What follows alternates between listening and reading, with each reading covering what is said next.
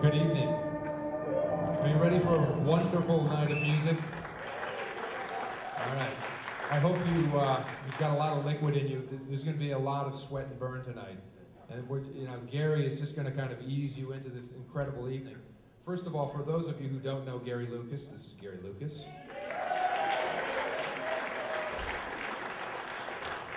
When Gary asked me to MC this event, I was very honored. We have an older friendship going back a couple 20 years or so, I guess as long as this the history of this evening. I was back at Cream magazine in those days, and Gary used to play events for us. And that's when I'd always heard his work in Captain Beefheart's band, being a big Beefheart fan, so I knew he was a genius even then.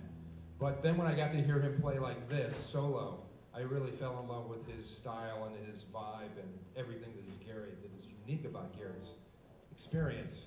So I couldn't be more honored to really help him with this evening. There are a lot of special guests that we'll be bringing out through the course of the evening.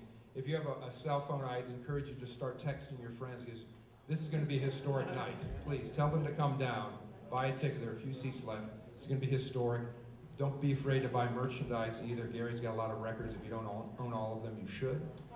But needless to say, 20 years of Gary Lucas, 20 years of Gods and Monsters. Some of his closest friends will be helping him celebrate this evening. We're very happy that you're here tonight to enjoy all of this. Ladies and gentlemen, Mr. Gary Lucas.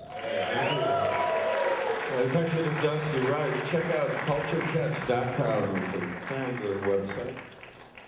And I'd like to start the evening and dedicate this whole evening to Jeff Buckley, in memory of Jeff Buckley, who was a stellar member of Gods and Monsters, and also Mary B. Bear, who's done quite a good job in keeping the flame alive. And I must play some song or another that I wrote with Jeff at just about every show I've done for many years. And I'm going to do now the music called Rise Up to Be. It was an instrumental I gave Jeff.